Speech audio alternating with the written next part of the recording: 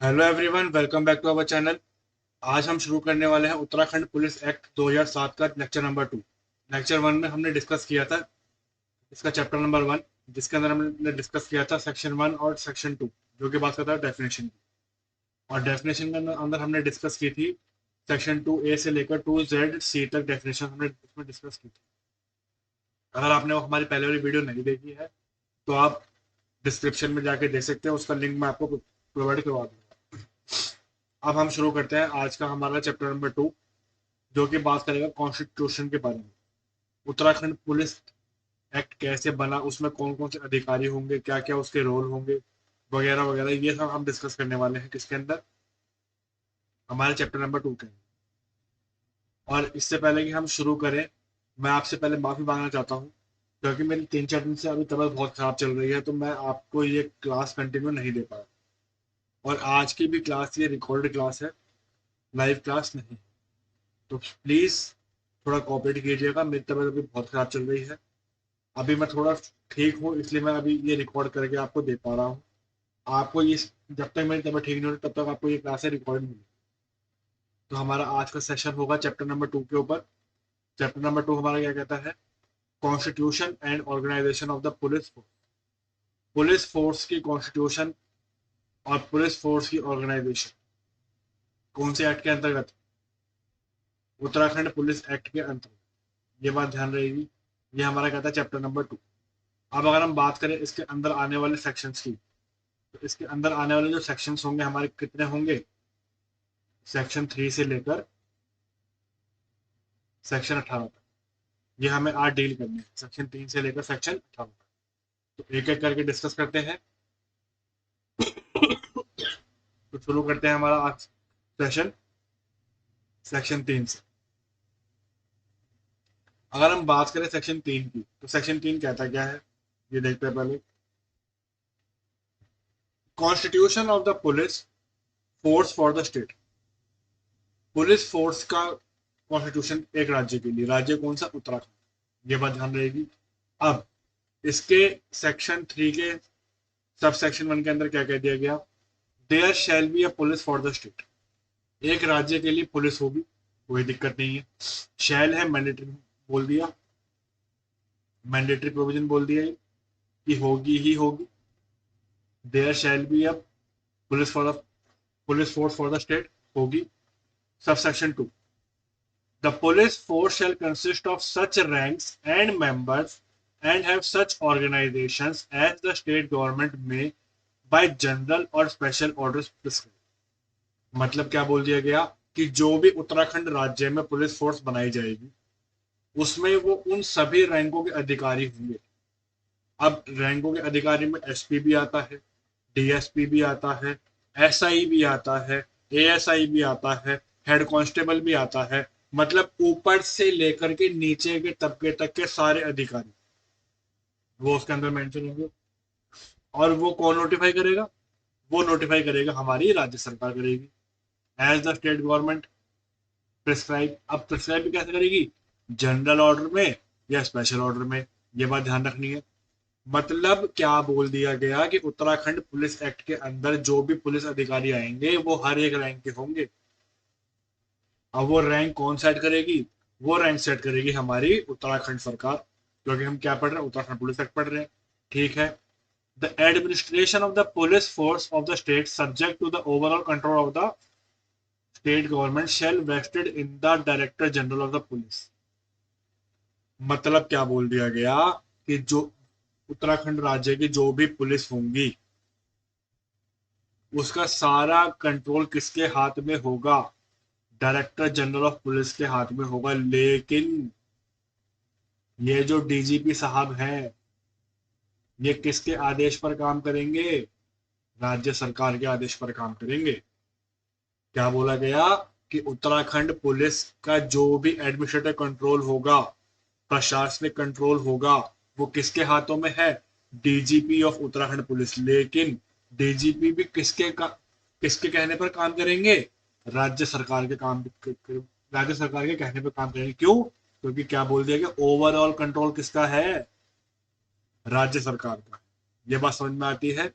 आगे देखते हैं सेक्शन नंबर 4। अगर हम बात करें सेक्शन नंबर 4 की, तो सेक्शन नंबर 4 कहता है पुलिस रेंज के बारे में। अभी हमने क्या पढ़ा सेक्शन 3 के अंदर? Constitution of the police force of the state के बारे में। अब हम पढ़ेंगे पुलिस रेंज अंदर कैसी होगी, पुलिस सिस्टम कैसा होगा, वो हम पढ़ेंगे सेक्शन 4 के अंदर। देख लेते हैं क्या कहता है section 4, police ranges. The state government may bye notification divide the state into one or more police ranges. अब उत्तराखंड इतना बड़ा स्टेट है,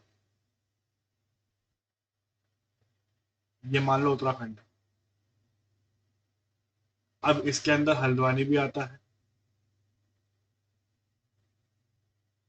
हल्द्वानी भी आता है, हरिद्वार भी आता है, ऋषिकेश भी आता है।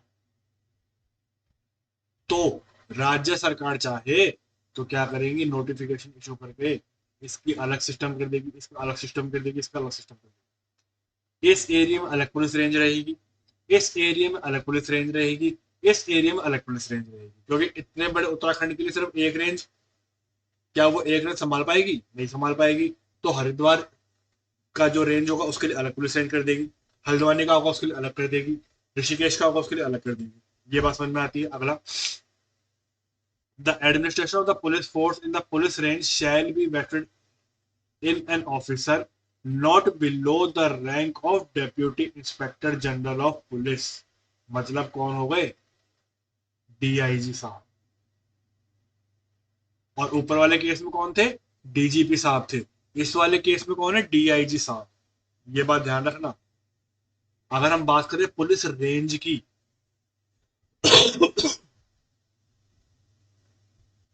अगर हम बात करें पुलिस रेंज की, तो उसके अंदर कंट्रोल किसका है?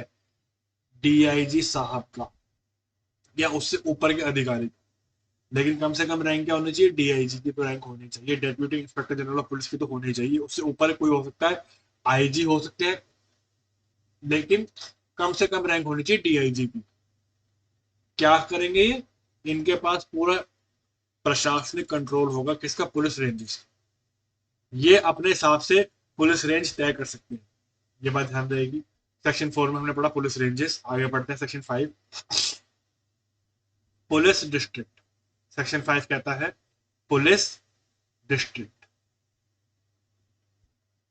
The administration of the police district within a local jurisdiction of the district magistrate। अब देखो, पुलिस रेंज कौन कंट्रोल कर रहा था? डीआईजी साहब। ठीक। अब पुलिस डिस्ट्रिक्ट कौन कंट्रोल करेगा? किसके हाथ में उसकी प्रशासनिक पावर रहेगी? डिस्ट्रिक्ट मजिस्ट्रेट के साथ। इसके पास रहेगी, डिस्ट्रिक्ट मजिस्ट्रेट साहब के पास। ये बात ध्यान रहेगी। आगे, shall be vested in a superintendent of a police. अब देखो, पावर हाथ में है किसके? एसपी साहब के। लेकिन एसपी साहब किसके कहने पे काम करेंगे? डीएम के कहने पे काम करेंगे। ठीक। Under the general coordination and direction of the district magistrate. क्या बोला? पुलिस डिस्ट्रिक्ट का जो कंट्रोल होगा वो होगा एसपी साहब के हाथ में। लेकिन उसका ओवरऑल कंट्रोल, मतलब एसपी साहब भी किसके कहने पे काम करेंगे? डिस्ट्रिक्ट मजिस्ट्रेट के कहने पर काम करेंगे। कौन से सेक्शन में? डिस्ट्रिक्ट पुलिस डिस्ट्रिक्ट के अंदर, ना कि पुलिस रेंज के अंदर। क्योंकि पुलिस रेंज में हमने पढ़ा था डीआईजी, और पुलिस डिस्ट्रिक्ट में हम पढ़ रहे हैं क्या? SP, under the control of district magistrate. ये बात ध्यान रहेगी। आगे देखते हैं सेक्शन 6। सेक्शन 6 में क्या बोल दिया गया? District level special cell. आप आमतौर पर सुनते भी होंगे कि पुलिस के इस स्पेशल सेल ने ये वाला गिरोह पकड़ लिया। मतलब ये हो गया कि किसी एक स्पेसिफिक ऑफेंस के लिए बनाई गई स्पेशल टीम, स्पेशल ऑफेंस को प्रोटेक्ट करने के लिए स्पेशल टीम बनाई हो, स्पेशल सेल बनाई हो। तो ये उसकी बात कर रहा है। तो देखते क्या लिखा है। For the purpose of dealing with a particular category of crime. किसी स्पेसिफिक क्राइम को डील करने के लिए वो टीम बनी थी, कोई दिक्कत नहीं। Providing better service to the community at a large. एक कम्युनिटी को बेटर सर्विस देना इसका मेन मकसद है, कोई दिक्कत नहीं है। Including victim of the crime, उस विक्टिम को उचित न्याय मिले, जल्दी से जल्दी न्याय मिले, इसलिए उस क्राइम को डील करने के लिए एक स्पेशल टीम बनाई जाती है। अब जैसे हम देखते हैं कि पुलिस के अंदर ड्रग्स मैटर को डील करने के लिए एक अलग टीम होती है, मर्डर केस को डील करने के लिए एक अलग टीम होती है, किडनैपिंग के लिए एक अलग टीम होती है, एक्सटॉर्शन के लिए एक अलग टीम होती है। मतलब हर एक ऑफेंस के लिए एक अलग अलग टीम बनाई जाती है। हमने ये सुना भी होगा, न्यूज में हम बहुत बार सुनते भी। ठीक है, अब इसको कौन बनाएगी? राज्य सरकार बनाएगी। The state government may create one or more special cell in a police district. इसको कौन बनाएगी? इसको स्पेशल सेल को कौन बनाएगी डिस्ट्रिक्ट के अंदर? राज्य सरकार बनाएगी। अब चाहे वो एक भी हो सकती है, चाहे वो एक से ज्यादा भी हो सकती है, इसमें कोई दिक्कत नहीं। ये सारा किसके ऊपर डिपेंड करेगा? राज्य सरकार के ऊपर। अब वो चाहे तो एक बनाए, चाहे वो अनेक बनाए, एन नंबर ऑफ। तो इसकी भी जिम्मेदारी किसकी कही गई है? स्टेट गवर्नमेंट की कही गई है, कोई दिक्कत नहीं है। आगे देखते हैं।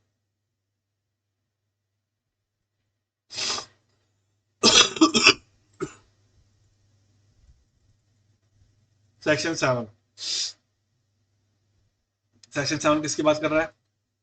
पुलिस स्टेशन की। पुलिस स्टेशन की बात कर रहा है सेक्शन 7। कौन बनाएगा इनको? राज्य सरकार बनाएंगी। और ये मे नहीं है, ये शैल है, मैंडेटरी प्रोविजन है। सब सेक्शन 1 देखते हैं। The state government shall by notification create police station with और विदाउट। क्या बोला?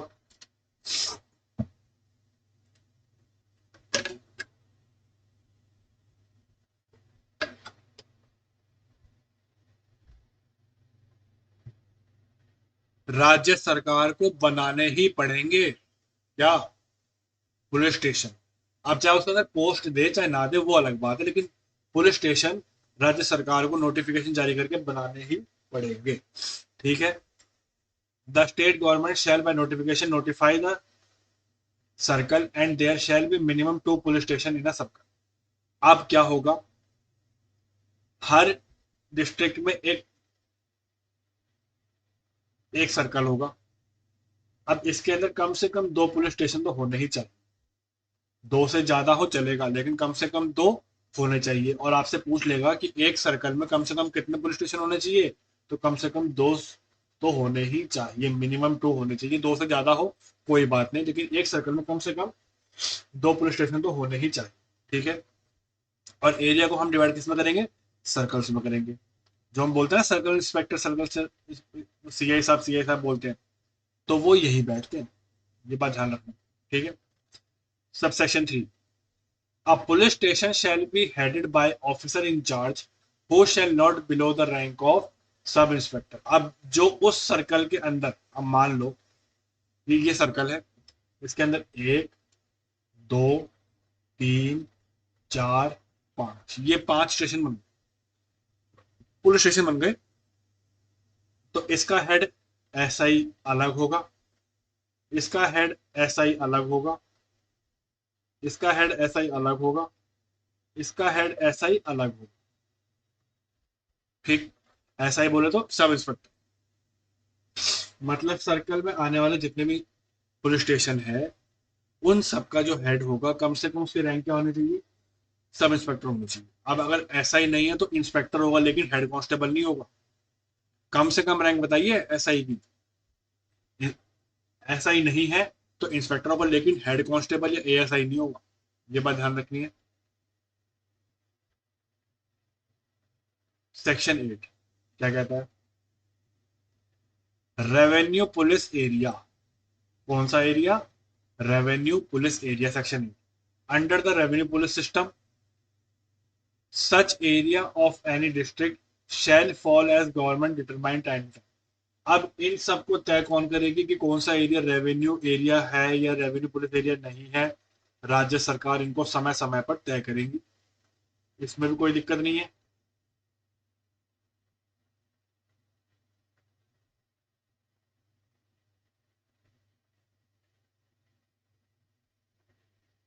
एक minute.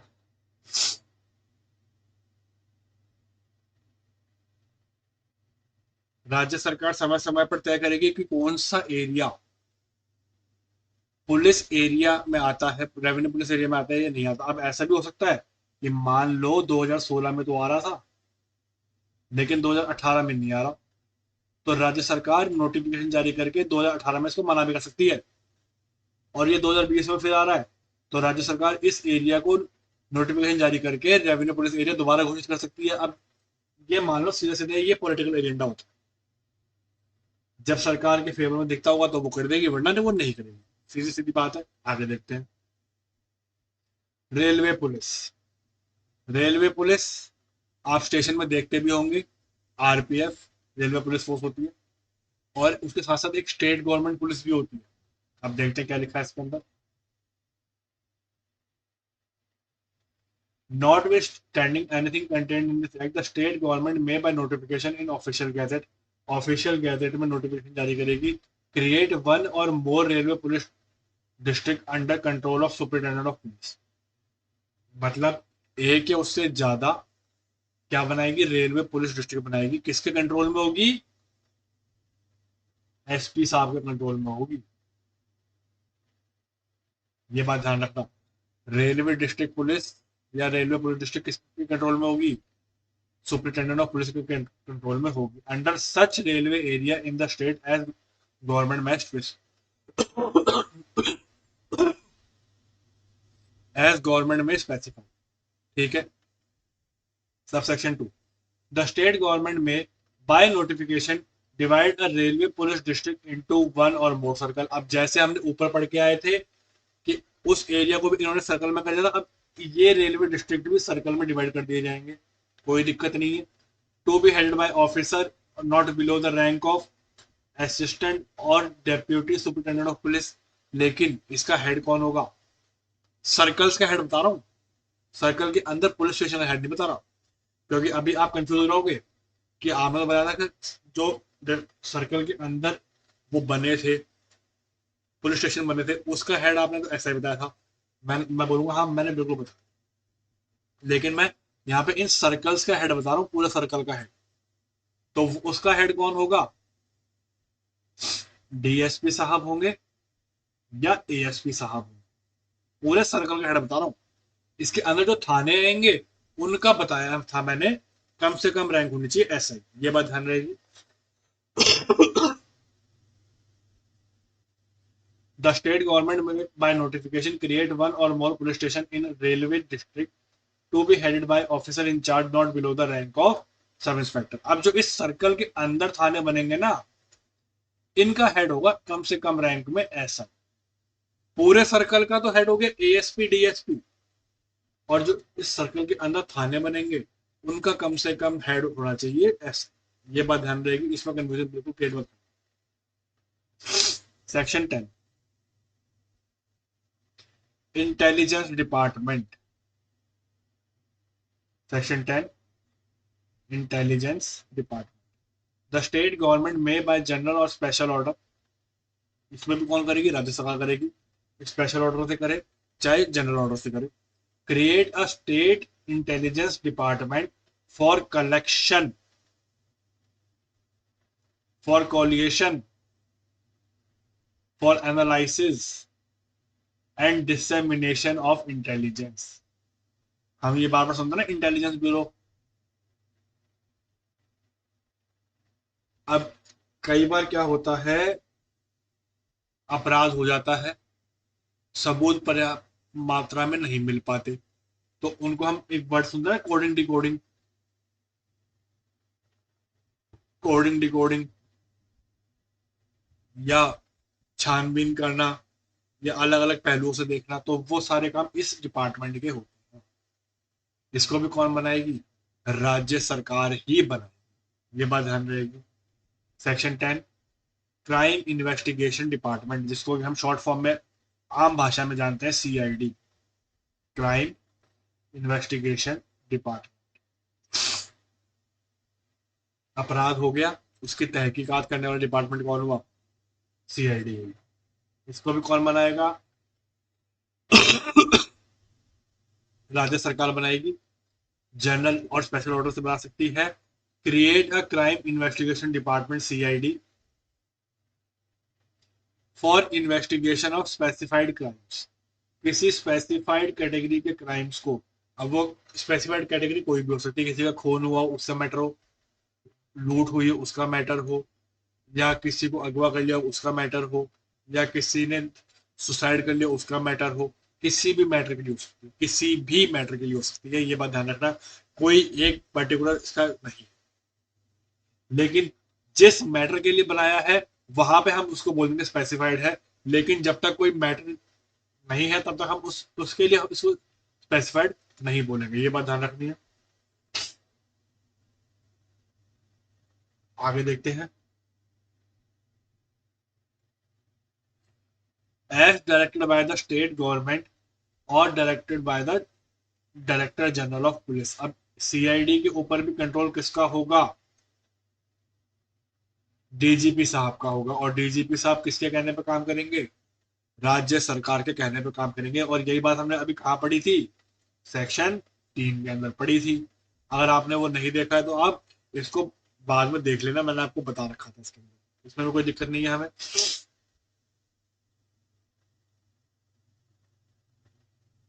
Section 12, specialised police force. Specialised police force क्या होती है? Notwithstanding anything contained in this act, any other law for timing in force। अब देखते हैं क्या लिखा। The state government may by general or a special order create specialized police force, may also determine the number, functions, responsibility of such police। मतलब क्या बोल दिया गया कि राज्य सरकार, अब देखो अभी तक हम क्या क्या पढ़ते आ रहे हैं, इसमें एक बात आपने कॉमन देखी होगी, किसके पास कंट्रोल है?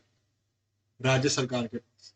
क्या कर रही है? बार बार नोटिफिकेशन जारी कर रही है, चाहे वो स्पेशल हो चाहे वो जनरल हो। अभी तक हम यही पढ़ते आ रहे हैं, बार बार बार बार बार बार, और कुछ नहीं पढ़ा हमने।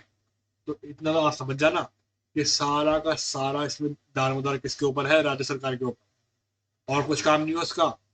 नोटिफिकेशन जारी करेगी, चाहे वो स्पेशल करे चाहे वो जनरल करे। इसमें भी क्या कर रही है? नोटिफिकेशन जारी कर दिया, चाहे वो स्पेशल करेगी चाहे वो जनरल, एज अ केस में भी कोई दिक्कत नहीं है। और क्या करेगी? बनाएगी किसको? स्पेशलाइज पुलिस फोर्स को। अब उसके अंदर कितने आदमी होंगे, कौन कौन सी रैंक के ऑफिसर्स होंगे, क्या उनके फंक्शंस होंगे, क्या उस टीम के रिस्पॉन्सिबिलिटीज होंगी, ये सब भी तय कौन करेगी? राज्य सरकार ही करेगी। ये बात ठीक है। Section 2, a specialise police force may comprise of such administrative structure and hierarchy as may prescribe. अब देखो इसके अंदर इसकी हायरार्की भी अभी तक मेंशन नहीं की गई है। इसका मतलब क्या हुआ? इसकी हायरार्की भी जैसी राज्य सरकार चाहेगी वैसी होगी, और ये टाइम टाइम पर चेंज भी हो सकती है। सपोज कर लो पहली हायरार्की थी एसपी, फिर एएसपी, फिर उसके बाद इंस्पेक्टर, फिर एसआई। उसके बाद अब मान लो नई सरकार आई, उसने क्या बोल दिया? डीजीपी, आईजी, एसपी ऐसे बना दिया। मतलब यह है कि हायरार्की फिक्स नहीं है, राज्य सरकार टाइम टाइम पर उसको चेंज कर सकती है, कोई दिक्कत नहीं है। Subsection 3, the duties, responsibilities, power, privilege of specialized police officer may be such as prescribed by the state government। अब देखो जब ये स्पेशलाइज पुलिस ऑफिसर है तो इनके पास कुछ अधिक पावर भी होंगी, कुछ इनकी अधिक जिम्मेदारियां भी होंगी, कुछ इनके प्रिविलेजेस भी होंगे, कुछ इनके ऊपर रिस्पॉन्सिबिलिटीज भी होंगी। ये सब भी तय कौन करेंगी? राज्य सरकार करेंगी, कोई दिक्कत नहीं है। The state government may by general or special order disband or rotationalize such specialized police officer as any time। क्या बोला गया कि भैया अगर आप पुलिस स्पेशलाइज्ड पुलिस ऑफिसर बन गए तो ये मतलब नहीं है कि आप आजीवन वही रहोगे। राज्य सरकार आपको किसी भी टाइम आपकी उस स्पेशलाइज्ड पुलिस फोर्स से आपको हटा भी सकती है। साफ साफ कह दिया गया सबसेक्शन 4 के अंदर। ठीक है। सेक्शन 13 क्या कहता है? सेक्शन 13 कहता है district arm reserve and state arm police battalion. क्या बोला? इसमें दो चीजों की बात की गई है, district arm reserve and state arm police battalion. क्या है? To assist the civil police in enforcement of law and maintenance of order or in situation of likely breach of peace or disaster management function in escort or the prisoner. इसका काम क्या होगा? जो local police होती है उसको help करना। कौन सी कंडीशन में? जब कोई लॉ एंड ऑर्डर बिगड़ने के हालात में हो, जब कोई पब्लिक पीस खंडित होने के हालात में हो, डिजास्टर मैनेजमेंट के हाथ में खराब होने के हालत में हो, जैसे अभी कोविड चल रहा था। तो कोविड में जो लोकल पुलिस है वो भी काम कर रही थी, और ये जो इनके आर्म रिजर्व फोर्स होती है, स्टेट आर्म रिजर्व फोर्स होती है, वो भी इनके साथ लग के काम कर रही है। ये अभी हमने कोविड के दौरान तो देखा भी था कैसे काम हुआ। लोकल पुलिस भी थी, और जो ये इनकी रिजर्व फोर्स होती है, हर स्टेट की अलग अलग होती है, उन्होंने भी मिलके काम किया। इससे बेस्ट एग्जाम्पल मैं आपको इसमें नहीं दे सकता। आगे, to discharge such other duties which may require special weapons and tactical teams, presence of armed police. Special इनके पास हथियार होते हैं, स्पेशल इनके पास ट्रेनिंग होती है, किसी स्पेशल सिचुएशन में इनको डील करने की परमिशन भी होती है, कोई दिक्कत नहीं है। The state government shell create, अब यहाँ पे मैंडेटरी है, बनानी ही पड़ेगी, आर्म पुलिस यूनिट और special arm police unit with appropriate manpower strength in the form of armed police reserve of each district and armed police battalion for the state। देखो, अगर हम बात करें आर्म पुलिस रिजर्व, ये होगी हर district के अंदर, और आर्म पुलिस बटालियन ये होगी हर स्टेट के अंदर। अगर हम स्टेट के कंसर्न में बात करेंगे तो आर्म पुलिस बटालियन होगी, और अगर हम डिस्ट्रिक्ट की बात करेंगे तो आर्म पुलिस रिजर्व होगी। ये बात ध्यान रखना, ये आपसे पूछ। The constitution recruitment training deployment and administration of such reserve battalion shall be as per the rule of this. इनके कैसे भर्तियां होंगी, कौन कौन इसके अंदर अधिकारी होंगे, कैसे कैसे इनका काम होगा, वो सब इस एक्ट के अंतर्गत आए। ये बात ध्यान रखनी है। सेक्शन 40, स्पेशल पुलिस ऑफिसर्स कौन होंगे? Subject to the rules prescribe in this behalf the superintendent of police SP साहब under the special circumstances appoint special police officer in consultation with the district magistrate. अब special police officer को कौन appoint करेगा? SP साहब appoint करेंगे। कौन करेगा? SP साहब अपॉइंट करेंगे, लेकिन किसकी सलाह के बाद? किसकी सलाह के बाद? डिस्ट्रिक्ट मजिस्ट्रेट साहब से सलाह लेने के बाद। ठीक है।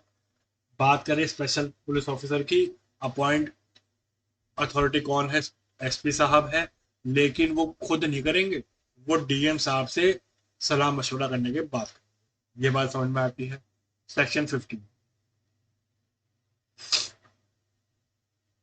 अगर हम बात कर ले सेक्शन 15 की, पुलिस ट्रेनिंग इंस्टीट्यूशन। अब आपकी भर्ती हो गई, आपने पेपर पास कर लिया, इंटरव्यू पास कर लिया, आपकी भर्ती हो गई, लेकिन खाली भर्ती से काम चलेगा क्या? आपको बकायदा पूरी ट्रेनिंग भी दी जाएगी। तो इसी की हम बात करेंगे सेक्शन 15 के अंदर। द स्टेट गवर्नमेंट में lay down training come education policy in consultation with the director general of police, DGP साहब, for the police officers or personnel. This police shall also aim to promote service culture among the police officers for acquiring appropriate educational and professional qualification as they advance in their career। क्या हुआ? अब इसके अंदर क्या होगा, जो भी police officer recruit होके आए हैं या जो ऑलरेडी सर्विस में है, उनकी ओवरऑल डेवलपमेंट करना इसके मेन प्रोसेस होगा। या फिर हम ऐसे कह सकते हैं कि मान लो कोई पुलिस वाला है जो और आगे पढ़ना चाहता है जिससे उसकी प्रमोशन हो सके, तो उसका भी काम किसको देखना पड़ेगा? इस इंस्टीट्यूशन को देखना पड़ेगा। कोई दिक्कत नहीं है। अब इसमें भी क्या कह दिया गया सब सेक्शन 2 के अंदर, राज्य सरकार किसी जनरल या स्पेशल ऑर्डर को नोटिफाई कर देगी। Establish police training institution including state police training institute, police training schools and other training institution including police academy. राज्य सरकार किसी भी तरीके से एस्टेब्लिश कर सकती है, जो ये 4-5 नाम दिए गए इनके अलावा भी। The supervision and administration of the police training institution shall be according with the rule. ये सेम बातें हैं। सेक्शन 16,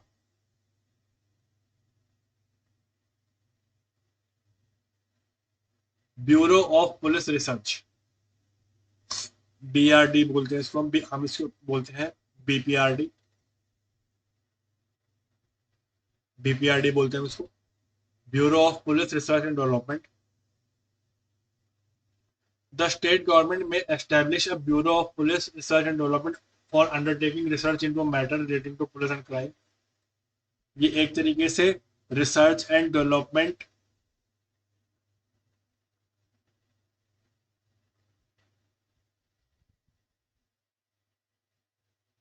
टीम होती है जो कि पुलिस सिस्टम को और कैसे एडवांस किया जा सके, क्राइम कैसे कम किया जा सके, उसके ऊपर ये पूरी अपनी रिसर्च करती रहती है टाइम टाइम। और इसका जो होगा एडमिनिस्ट्रेटिव कंट्रोल जो होगा वो एज पर रूल होगा, इसमें हमें कोई इतना समझने वाली बात नहीं।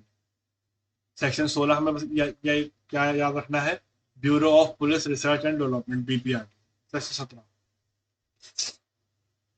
क्या कहता है, सेक्शन 17, टेक्निकल सपोर्ट फोर्सेस या टेक्निकल सपोर्ट फोर्सेस।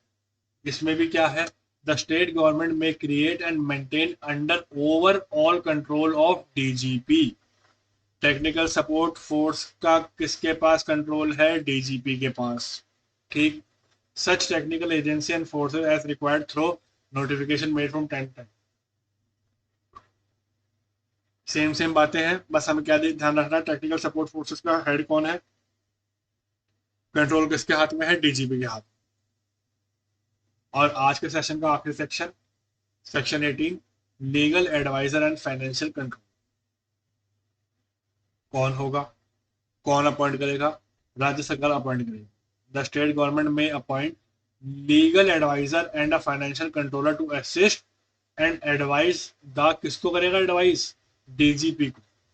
किसी भी लीगल मैटर में, किसी भी फाइनेंशियल मैटर में यदि DGP साहब को कोई सहायता चाहिए, कोई असिस्टेंस चाहिए, तो उसके लिए जो आदमी होगा उसको अपॉइंट कौन करेगी, राज्य सरकार करेगी। मान लो कई बार मैटर ऐसे आते हैं जो कानून संबंधित होते हैं। अब ऐसा भी जरूरी नहीं है ना कि DGP साहब को कानून की अंदर तक जानकारी होगी या फाइनेंस मैटर्स में अंदर तक जानकारी होगी। तो जो उस फील्ड का एक्सपर्ट आदमी होगा उसको राज्य सरकार अपॉइंट करेगी ताकि वो DGP साहब को असिस्ट कर सके, हेल्प कर सके। तो हमने आज डिस्कस किया हमारा सेक्शन 3 से लेकर सेक्शन 18 तक, और इसी के साथ हमारा आज लेक्चर नंबर 2 खत्म होता है। आई होप आपको लेक्चर अच्छा लगा होगा। अगर आपको ये लेक्चर अच्छा लगा है तो आप इसको प्लीज़ लाइक करें, शेयर करें, सब्सक्राइब करें। और अगर नहीं लगा है तो आप प्लीज़ कमेंट करके मुझको बताएं। और अभी मेरी फिलहाल तबीयत खराब है इसलिए मैं लाइव नहीं ले पाऊंगा। आपको एक आध दिन के गैप में रिकॉर्डेड वीडियो मिल जाएगा। प्लीज़ थोड़ा कॉपरेट करके चलिएगा। तब तक के लिए thank you very much, goodbye, take.